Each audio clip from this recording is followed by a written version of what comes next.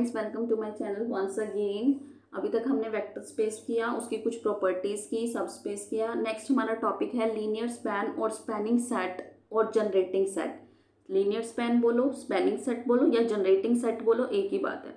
अब linear span of a non empty subset S of a vector space VF is defined as the set consisting of all the linear combination of elements of S and denoted by LS, L of S और bracket और span S।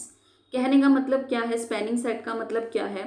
Linear span हम किस set को बोलेंगे? एक non empty subset हमने लिया vector space V of F का, ठीक है। वेक्टर स्पेस का एक नॉन एम्प्टी क्या लेना है आपने? सबसेट।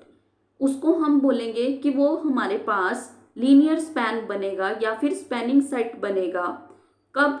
अगर वो कंटेन करेगा, if it is consisting of all the linear combination of elements of S, S के सारे एलिमेंट्स के लीनियर कॉम्बिनेशन में अगर वो लिखा जाएगा तो वो जो सबसेट होगा वो हमारे पास क्या बन जाएगा? Linear span. दोबारा से पढ़ा देती हूँ। Linear span of non empty subset, ठीक है, S of a vector space is defined S. कैसे होगा लीनियर स्पैन? कैसे डिफाइन करेंगे? वो एक सेट होगा जिसके अंदर क्या होगा? वो सारे लीनियर कॉम्बिनेशन होंगे किसके? Of elements of S, S के एलिमेंट्स की, ठीक है। उसको हम बोलेंगे स्पैनिंग सेट और सेट जनरेटेड बाय एस, ठीक है। कुछ रिजल्ट्स और प्रॉपर्टीज हैं हमारे पास, एक बार इनको स्टडी कर लेते हैं। Let VF be a vector space and S subset है V का, then LS is subspace of V called subspace spanned by V। वही डेफिनेशन है वेक्टर स्पेस का, सबस्पेस, ठीक है। LS जो है वो क्या बनेगा? सबस्पेस बनेगा। स्पैनिंग सेट याद रख लो बस, जो स्पैनिंग सेट होता है वो क्या बनेगा? सबस्पेस होगा, ठीक है। नेक्स्ट है हमारे पास X और Y, दो सबसेट ले लिए हमने वेक्टर स्पेस V के, देन X यूनियन Y कैसे ओपन होगा? X plus Y।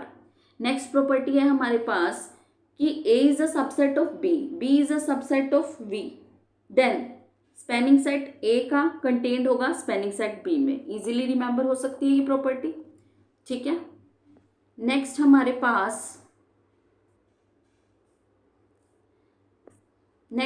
पास प्रॉपर्टी है कि A is a subset of V, अगर A सबसेट है V का, then spanning set of A again spanning set, वो स्पैनिंग सेट ऑफ A के ही इक्वल होगा, ठीक है। अगर किसी सेट में फाई है तो उसका स्पैनिंग सेट क्या होगा? Null set.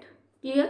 नेक्स्ट टॉपिक है हमारे पास linear dependent and linearly independent. Very important topics, हमने इसको ग्रेजुएशन में किया है। अब बस क्विक रिवीजन, डेफिनेशन ही करेंगे क्योंकि पेपर में हमारे पास क्या होगा कि रिजल्ट्स ज़्यादा आएंगे, क्वेश्चंस कम, तो हम रिजल्ट पे फोकस कर रहे हैं। लीनियरली डिपेंडेंट क्या होता है? देखो, किसी भी सेट को लीनियरली डिपेंडेंट कब बोलेंगे? अगर लीनियर कॉम्बिनेशन जीरो होगा और जो हम स्केलर्स लेंगे ना फील्ड में से, वो नॉट ऑल जीरो, मतलब कोई ना कोई ऐसे होंगे जो सारे के सारे जीरो नहीं होंगे। और लीनियरली इंडिपेंडेंट में क्या होता है? कुछ वेक्टर्स का सेट जो है वो लीनियरली इंडिपेंडेंट होगा। कब? जब लीनियर कॉम्बिनेशन जीरो होगा और सारे के सारे स्केलर्स मतलब C1 C2 CN वो सारे के सारे क्या होंगे? जीरो। अब इसको मैं इतना डिटेल में नहीं पढ़ा रही, क्यों? क्योंकि ये सारी डेफिनेशन है और कंसेप्ट हम अपनी जब हम पढ़ते थे तभी हमारे कंसेप्ट क्लियर थे। अब हमें इनको रिवाइज करना है और रिजल्ट को दिमाग में रखना है, ठीक है। तो क्वेश्चंस भी बहुत सारे हम लोग करते थे लीनियरली डिपेंडेंट के और लीनियरली इंडिपेंडेंट के। इस टाइम आपको सिर्फ डेफिनेशन को ही याद रखना है। नेक्स्ट है हमारे पास कुछ प्रॉपर्टीज हैं। Any set containing zero vector is always linearly dependent. अगर किसी सेट के अंदर जीरो वेक्टर है, जीरो वेक्टर हमेशा लीनियरली डिपेंडेंट होगा। क्यों? क्योंकि देखो, लीनियरली डिपेंडेंट के लिए हमने ये बोला कि स्केलर्स जो हैं, अगर वेक्टर जीरो है, वेक्टर के आगे लगते हैं स्केलर, तो स्केलर तो कुछ भी हो सकते हैं, ठीक है ना बात। तो स्केलर जीरो भी हो सकता है और नॉन जीरो भी हो सकता है, लेकिन जब वेक्टर जीरो है तो स्केलर हम क्या लेंगे? Non zero. और नॉन जीरो स्केलर का मतलब है लीनियरली डिपेंडेंट। तो any set containing zero vector, always remember zero जो है वो लीनियरली डिपेंडेंट बनेगा। नेक्स्ट है हमारे पास empty set. Very important result है ये, बहुत इंपॉर्टेंट रिजल्ट है। Empty set is linearly independent. Empty set क्या होगा? Linearly independent. A linearly independent set consisting necessarily contain distinct vectors. जो लीनियरली इंडिपेंडेंट सेट होगा उसमें जो है हमारे पास वेक्टर्स डिस्टिंक्ट होंगे, ओके। नेक्स्ट हमारे पास है, नेक्स्ट प्रॉपर्टी है हमारे पास, let property 4, let u and v belongs to v and u not equals to v। Two distinct set के मेंबर्स ले लिए, इस set to be linearly dependent. Linearly dependent कब होगे? If one is multiple of scalar multiple of other. एक दो vectors लिए हमने u और v, अब वो जो है लीनियरली डिपेंडेंट होंगे when one is a multiple of, अगर वो आपस में क्या होंगे? एक दूसरे के मल्टीपल। ठीक है। A set S of a vector is linearly independent if each finite subset of S is linearly independent. Next property क्या कह रही है हमारे पास? नेक्स्ट प्रॉपर्टी हमें समझा रही है कि अगर कोई सेट है वेक्टर्स का, वो लीनियरली इंडिपेंडेंट होगा if and only if each finite subset of S is linearly independent. मतलब set of vectors linearly independent कब होंगे? एक डेफिनेशन तो हमने ये पढ़ी कि सारे के सारे जो स्केलर्स थे वो जीरो होंगे, ठीक है ना। और दूसरी ये कह रहा है कि if each finite subset of S के जितने भी फाइनाइट सबसेट होंगे वो सारे के सारे लीनियरली इंडिपेंडेंट होंगे, तो कंप्लीट सेट एस भी क्या होगा? Linearly independent. नेक्स्ट प्रॉपर्टी क्या है? एक सेट है A1 A2 A के लीनियरली इंडिपेंडेंट सबसेट है, ठीक है। Then A1T A2T A is also power लगाए is also linearly independent. Next, every subset of linearly independent set linearly independent, subset of linearly independent और super set of linearly dependent का जो super set होता है वो linearly dependent होता है। कहने का मतलब क्या है? देखो, एक छोटा सेट है, एक बड़ा सेट है। अगर आपके पास बड़ा वाला सेट लीनियरली इंडिपेंडेंट है तो छोटा वाला हर पार्ट भी है वो लीनियरली इंडिपेंडेंट होगा। उसने बोला ना every subset of linearly independent set, मतलब बड़ा वाला सेट लीनियरली इंडिपेंडेंट है, उसके जो सबसेट है वो सारे क्या होंगे? Linearly independent.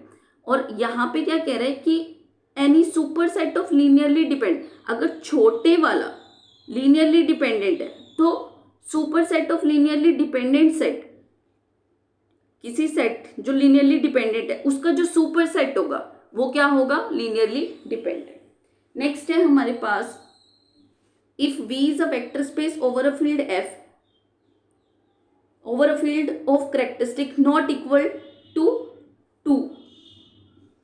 एक सेकेंड, क्या प्रॉपर्टी कह रहा है? Let V be a vector space over a field of characteristics not equal to 2, then let u and v be distinct vectors in V, then u comma v is linearly, अगर u और v कोई distinct vectors ले लिए मैंने set में, then u and v independent if and only if, important result है, दो distinct vector ले रही हूँ, एक u और एक v, वो linearly independent होंगे कब? जब उनका सम और उनका डिफरेंस वाला सेट वो भी क्या होगा? Linearly independent. When u plus V and u minus V, ये है u प्लस वी, ये है u माइनस वी, वो भी क्या होगा? Linearly independent. नेक्स्ट है हमारे पास, let u v w be distinct vectors in v। तीन डिस्टिंक्ट वेक्टर्स ले लिए, वो लीनियरली इंडिपेंडेंट होंगे इफ एंड ओनली इफ तीनों अलग अलग sum u plus v, u plus डब्ल्यू, v प्लस डब्ल्यू, वो क्या होगा? Linearly independent. मतलब दो अगर वेक्टर्स ले रहे हो तो उनका सम और उनका डिफरेंस भी लीनियरली इंडिपेंडेंट। अगर तीन ले रहे हो तो u plus v, v plus डब्ल्यू एंड u प्लस डब्ल्यू, वो भी लीनियरली इंडिपेंडेंट होंगे। नेक्स्ट है हमारे पास, a set S of vectors is linearly independent if and only if each finite subset of, ये तो रिपीट है, ये रिपीट है, हम पढ़ चुके हैं। किसी भी सेट को हम लीनियरली इंडिपेंडेंट कब बोलेंगे? जब उसके फाइनाइट सबसेट्स उठा लें सारे के सारे और वो भी लीनियरली इंडिपेंडेंट हो।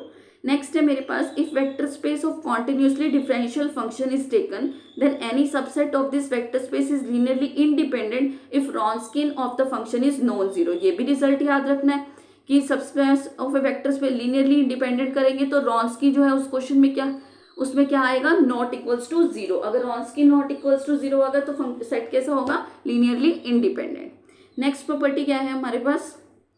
नेक्स्ट प्रॉपर्टी है हमारे पास, लेट S, एक सेट ले लिया हमने वेक्टर्स का u1 u2 un be a finite set of vectors, then S is called linearly dependent if and only if ui 0 for some I, okay, and uk plus 1, देखो for some I, for all I नहीं लिखा उसने, u i zero for some i, ठीक है, and u k plus one belongs to spanning, मतलब u k plus one जो है वो अपने पिछले के वेक्टर्स तक उनकी लीनियर कॉम्बिनेशन में अगर लिखा जा सकता है, अगर कोई नया वेक्टर अपने प्रीवियसली जो उसके पहले वाले वेक्टर्स थे उनके लीनियर कॉम्बिनेशन में लिखा जा सकता है, तो उसको हम बोलेंगे लीनियरली डिपेंडेंट, ठीक है। नेक्स्ट है हमारे पास, नेक्स्ट टॉपिक है हमारे पास basis of a vector space, important topic.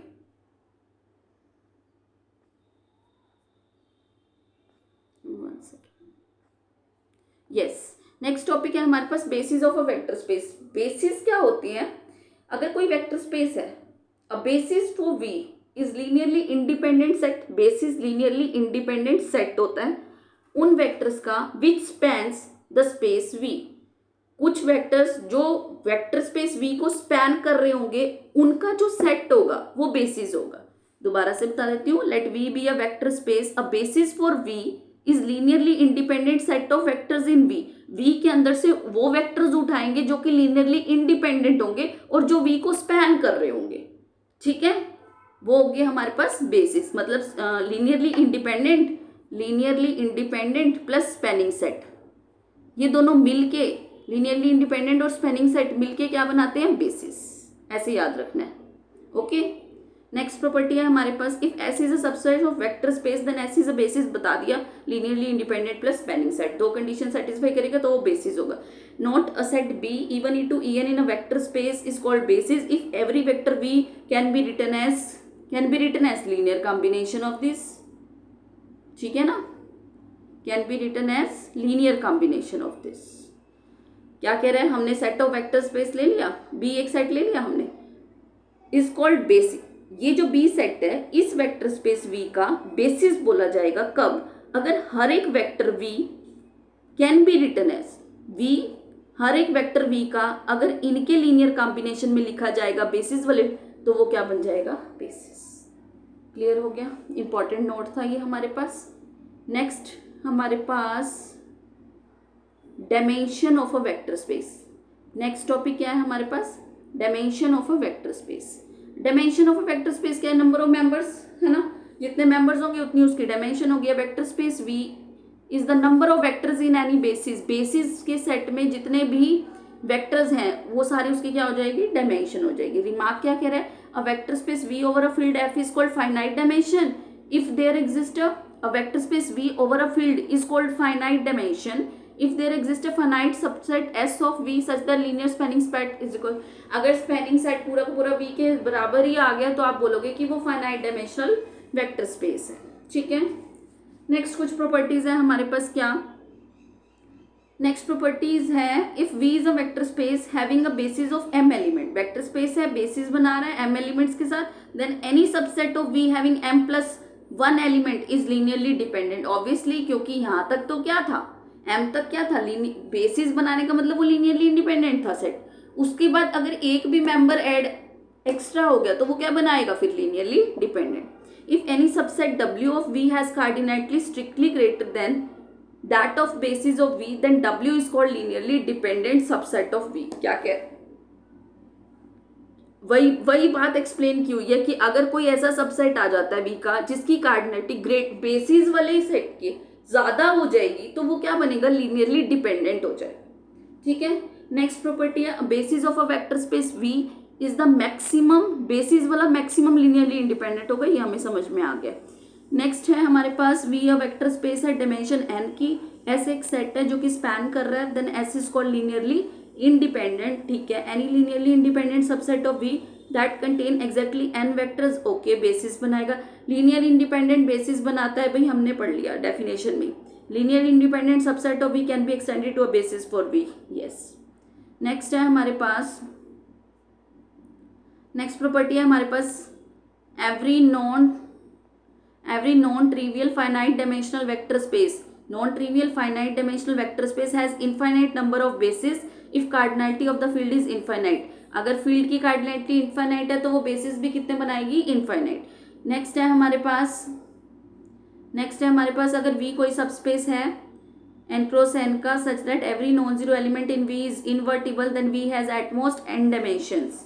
Also, if n is old, then dimension of V is 1. Next, V is a vector space having finite basis.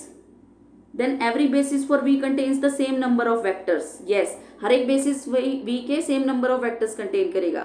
The dimension of zero space is defined to be 0. Zero space के अंदर क्या dimension है? 0. It is generated by phi. वो किससे generate हो रहा है? phi से. If S, T, S1 are finite subset of vector space V of F such that